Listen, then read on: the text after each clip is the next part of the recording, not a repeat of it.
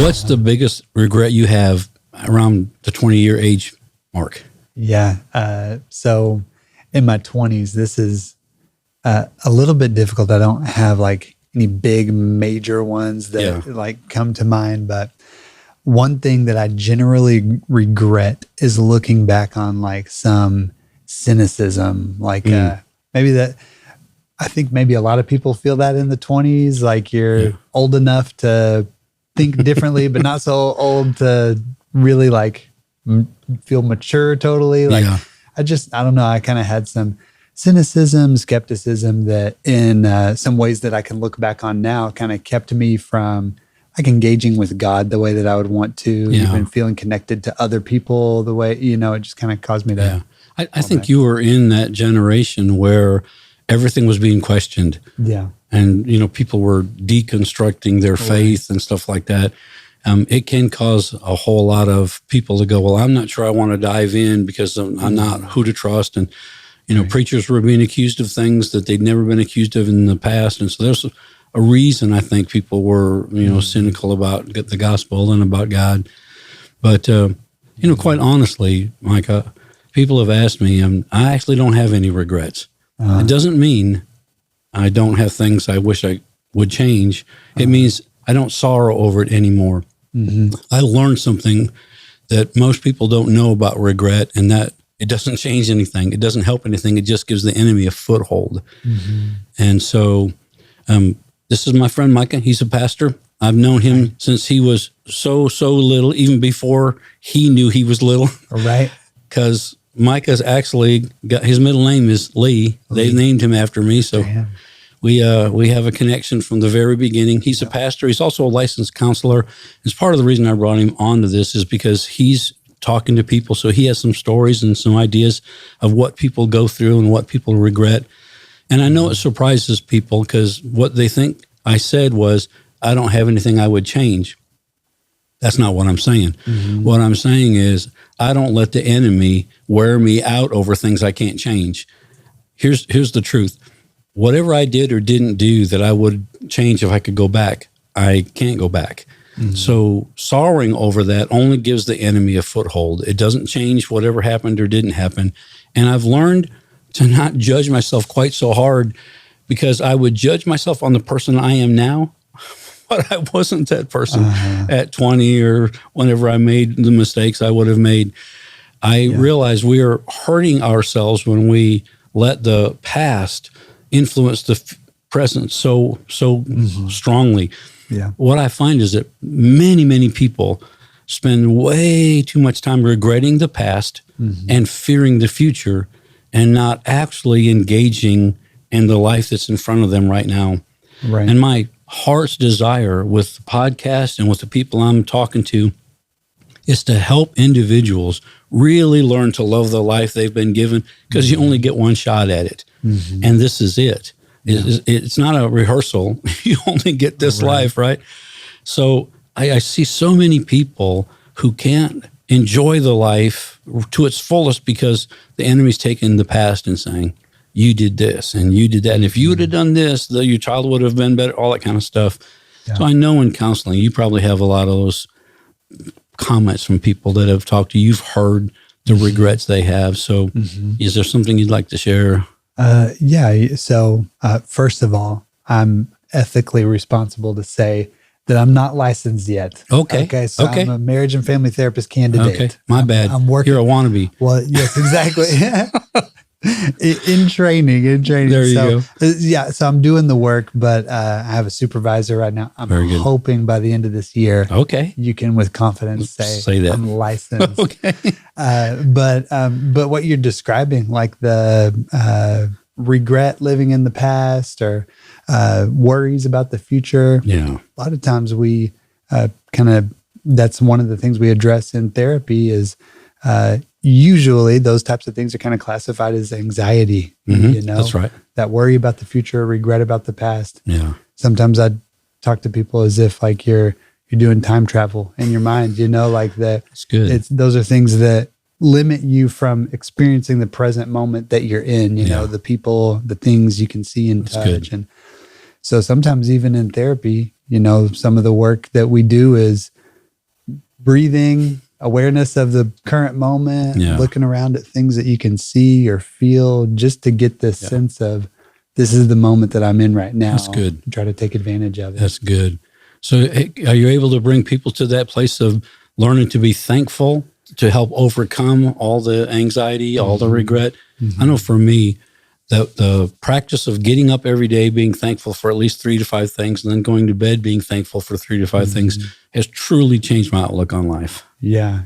Gratitude certainly it combats that. You know, it's hard to feel truly like let that gratitude into you. And also feel the anxiety. And for some, that's harder. You know, it's maybe more difficult at times than others, but it's a work. It's practice. Absolutely. One of the things that I have learned, and I don't call myself old anymore. I call myself mature. I don't know if that's common or right, but I'm going to call myself mature, is I have learned that we actually need to live life in reverse. And what I mean by that is, if you look at the things that people regret, and we'll look at some of those things, if you know these are the things, these 5 or 6 or whatever things are what people say when they are at their last days, I wished I would have. If you look at that and go, I don't want to have those regrets, then you can make the adjustments. You can work backwards from there. And that's what I've done. I know it will be said lots on these podcasts because I've done well over 600 funerals. And when you are a part of people's life like that at the last days, you hear all the regrets. And I learned from all of those things to go, I can not make those mistakes. If the regrets that they have are, I didn't stay close to my family and friends, then I'm going to make sure I stay close to my family and friends. And it's much harder today in this society than it used to be because we're so mobile. You know, it wasn't 100 years ago. You stayed in the same town. You didn't go 18 miles any direction from away from your home. You knew your grandparents, your aunts and uncles. You knew the grocery store owner. You knew the barber. You knew the gas station attendant. And you lived and died within a 20-mile radius. Well, now it's so easy to move and travel and go from place to place. You have to be intentional about staying close to family and friends and making sure your kids know their grandparents and know their aunts and uncles and all those kind of things. And just even friends. You know, friends will leave to another state because of a job. It's a good job, and you can be honored and blessed that they're going. But then, how do you maintain a relationship distance-wise? And we should be able to do that better than anybody else because now we have Zoom, we have FaceTime, we have all these things, and yet what I find is we're less connected than we've ever been. Do you have a thought on why that might be, or what you hear people say? Well, as far as answering the question of why that might be, I'm not sure. But that feeling for me, that's part of the reason. Callie and I were living in a different continent, but whenever we decided to have kids, we wanted to move back. Be close to family. It's just having that support system. Is great. And as far as the connection, we had, like you said, we have the means, the video, text messages, whatever. It's easier to communicate, to stay in touch, but maybe it's something more internal, relationally off that's causing some kind of a disconnect that we're not actually. When I look at our society, I think many of the maladies of our society today are because they don't feel connected. They don't have a strong sense of who they are, that group identity. They don't know mom and dad like they used to, and grandpa and grandma, because they're in different states and different places. And so I think when I look at Facebook, let's just say that, it's the antisocial social media because people feel like they're connected, but they're not actually connected. Somebody gives them a thumbs up or a like or whatever, and that's my friend. Well, can you count on them for money when you're in need? Can you count on them to watch the kids when you're in need? For so many of that's not going to take place. That's not what they're saying when they say they're your friend. They're just saying they saw you and you made them laugh. Hey, you're my friend. But what I see is what the church is actually perfectly poised to meet the need of community, because God understands it's not good for a man to be alone. And he pushed community into the whole kingdom concept so that when you're in need, there's somebody there to stand alongside you, that you do have someone who knows your heart, knows who you are, knows when you say, I'm doing fine, they look at you and go, no, really. Right. And so we need to be intentional, because what I hear at the graveside so many times is, I wish I would have stayed closer. I wished I wouldn't, I wished I would have called them more often, all those things. I can say there's a flip side to that is, if you spent every day with them, you would still, when they passed, wish you would have spent more time or done something more. Right. It's the nature of the beast. But there is a very real concern in my heart for a generation that doesn't know how to look eye to eye and carry on a conversation. I'm having to teach a whole generation when I take them to lunch to leave their phone in the vehicle, because they don't know how to actually look eyeball to eyeball and carry on a conversation. If the phone goes, they're divided in attention. Right. And in one sense, that's not a problem. In another sense, it's a real problem because we don't know how to engage in social activity that's person to person, face to face. And so when we do find ourselves in trouble or find ourselves in a difficult situation, we don't actually have real friends that we can count on being there for us, because it's all been pushing buttons, sending memes, all that kind of stuff. Yeah. So, and that's a kind of an ironic part of what you mentioned is, this same thing, this phone that is a tool to connect across such long distances is right here between us. Yeah. An issue for actually connecting face to face. So what could be our greatest, tool has kind of become an enemy. It's gotten in the way. That's so good. And that's a perfect example. It should be a tool to help us, and instead it's hurting us because we don't use it properly. One of the things that when I'm visiting with people, I had a lady come the other day, and she was talking about just how hard life is, and she wasn't enjoying the life that was in front of her. And she was talking about her job. And it's interesting. It seems to me it's the flip side of the same coin.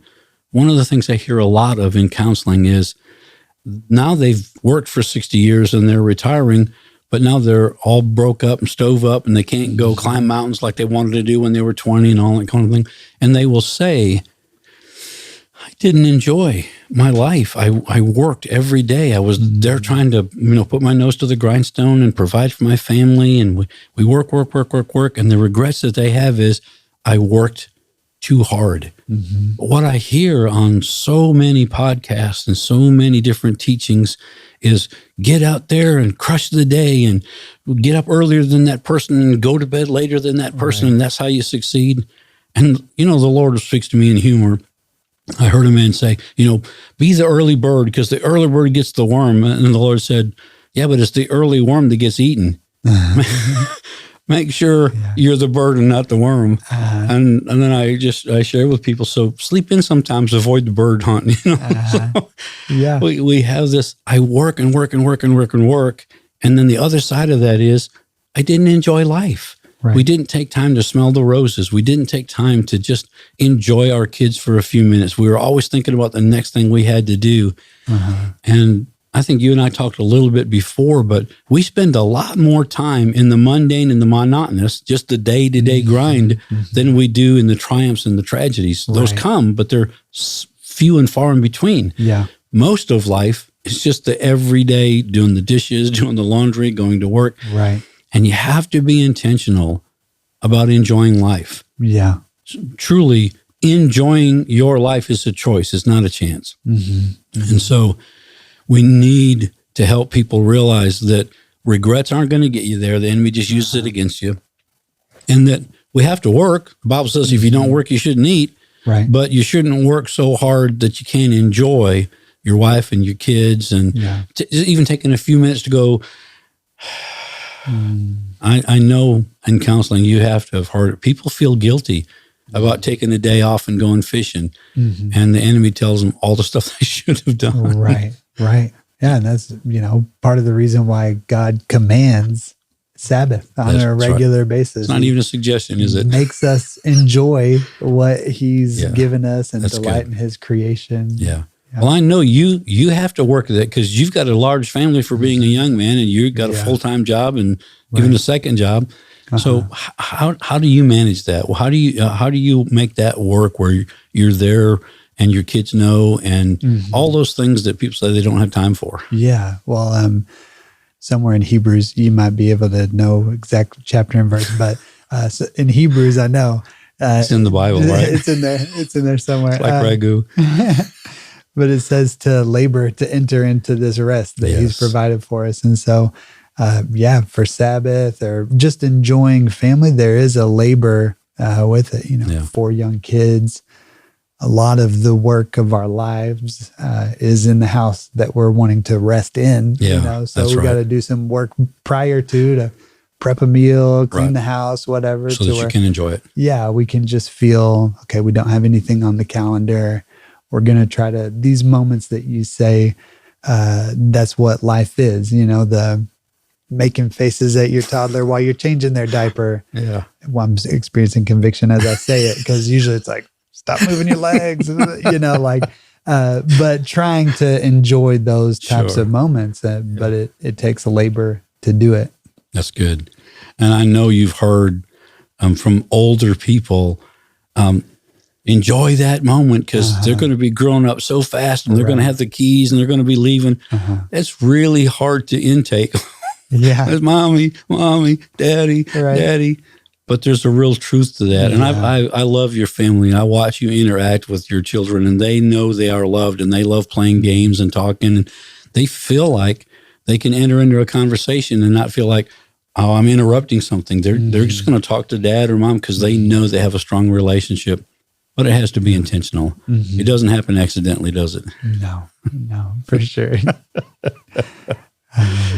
So when I think about regrets, I also realize that a lot of people, what I've heard in counseling is they wanted to be a musician, but dad or mom or somebody talked them into being a lawyer because that's where the money is. And they go to their grave unfulfilled because they never did what they wanted to do. Do you run into any of that in the people you talk to?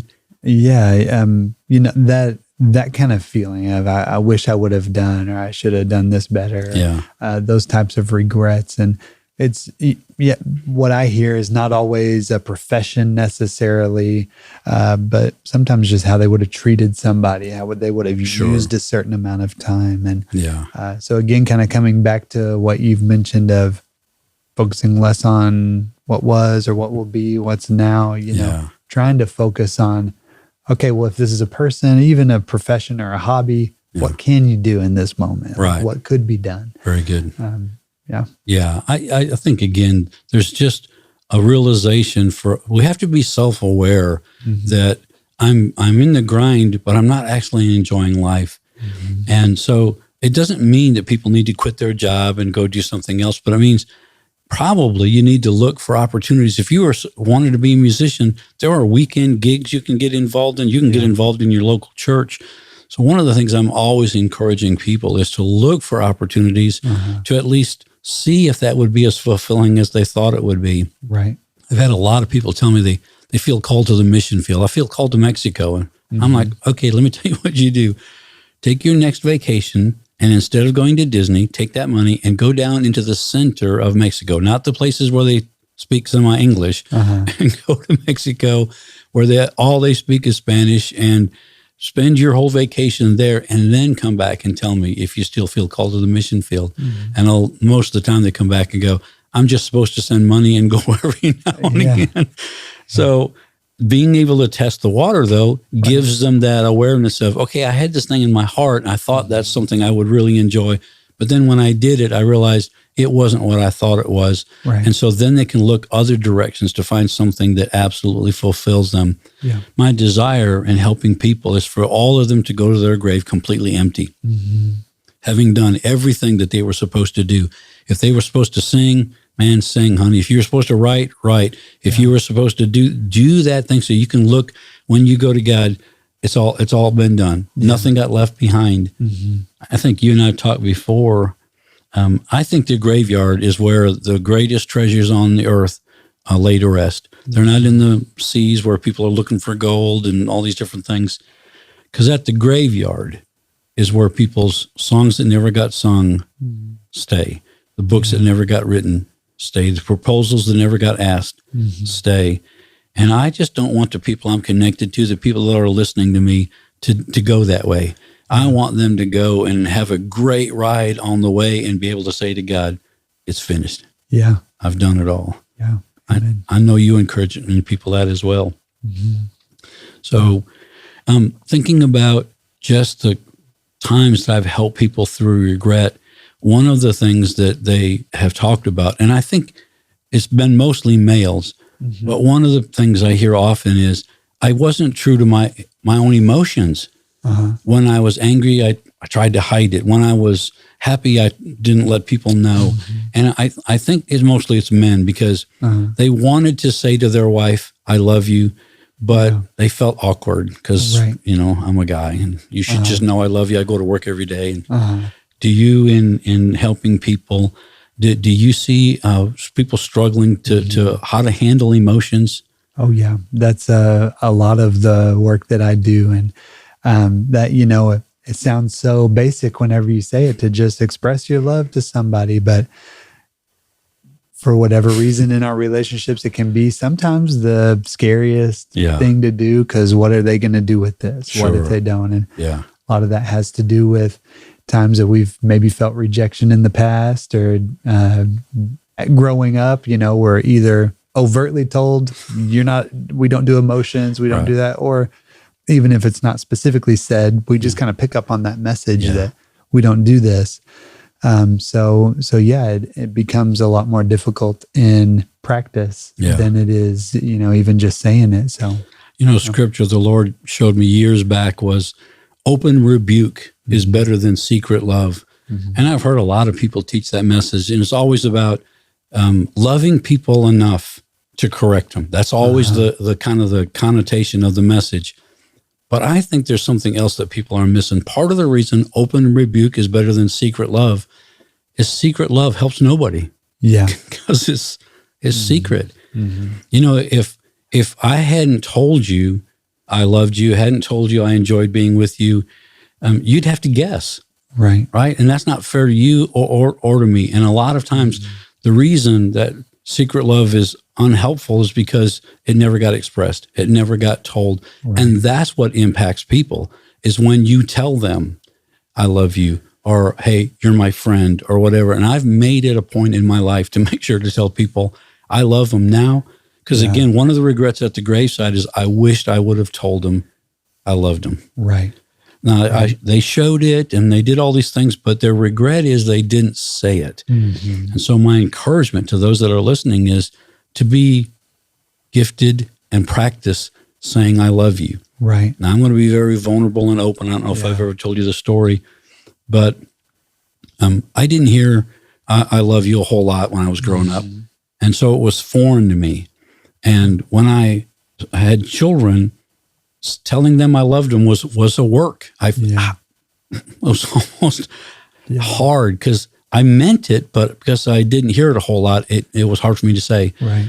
But I didn't want my kids to grow up with the same thoughts that I had, as they never tell me they love me. I think they do because they feed me every day and keep me close. You have to guess. So I begin to practice every day telling my kids, I love you, right? I love you. And when my grandkids came along, I'd already been so practiced in it. I told them every day, to the point where when they're in the back of the truck and we were driving, and I said, have I told you kids today? And before I even finished, they would say, Papa loves us.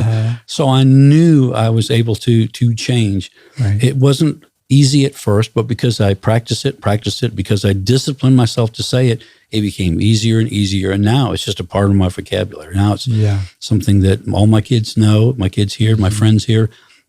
And so, again, you can change anything. Right. And I've had in counseling, I had people tell me, but that's not natural for me. And I'll tell them, neither was brushing your teeth, but you learned it. And I don't know if people can handle this or not, but we used to not use the commode. What was natural was somebody cleaning our diaper, right? Right. So we learned how to do something that wasn't natural to us. When it comes to telling your loved one you love them, when it comes to expressing it, it may feel awkward and unnatural, but if you'll say it long enough, it'll become the natural response. Right.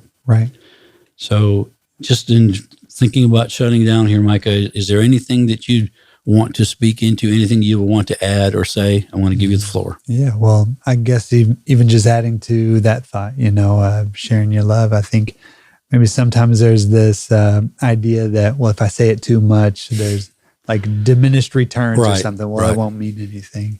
From what you're describing, like saying it more and more made it to where it was something that became internalized for your granddaughters. Yes. But I think maybe that just highlights the need to show it as much as we say it. Let our words kind of lead our actions. That's good. So, because even how God spoke and then reality came out, I think that is an understandable question in people's mind. Well, I don't want to just say it. Well, saying it doesn't mean you have to just say it. Saying it can be a leading factor into, okay, well, I'm telling them all the time I love them. I'm going to show it as well. That's really good. Today, I actually bought flowers for my wife.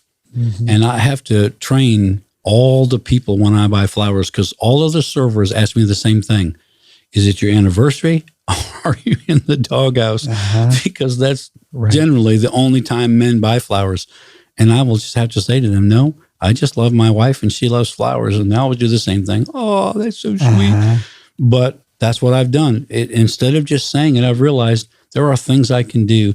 And I'm going to help the men here. And we're going to use technology to help us be good men. I was going to say that. Okay. I remember you telling me why don't you go ahead and say it then, because you're not living it. I was going to ask you, make sure you're okay with it, because it could shatter the mystique if, But I remember you giving me the advice, put a reminder on your phone, flowers for your wife or a gift for your wife, just because it didn't like poof into your mind magically one day doesn't make it any less special. That's exactly or more thoughtful, less thoughtful. So that's so good. Yeah, set a reminder. Because, again, I know I'm not the most romantic individual, but I want to be. And I realized there are things I can do that will help my wife feel like I am romantic. So I put in my phone the things that I did when we were dating. Call her and just tell her you were thinking about her. Buy her flowers. Take her out to eat. All these things that we did, men as a whole, after they get married, okay, we've won. We're going to go make a living and provide. I'm showing you I love you now by these things. But I don't even need to put it in my phone anymore. It's so in me now. I just go do it. Right. But I can use, if I'm not used to it, and many men aren't, because we're get or done people as a whole, if you'll put it in your to-do list, it'll get done. And your wife will think, you're really, really romantic. Yeah. So I'm done. I don't know about you. Stick a fork in me. Are you done? I think I'm done. I have no regrets about this podcast. That's awesome. All right. Thank you, Pastor Micah. Thank you for being on the show. Love you. Thank you.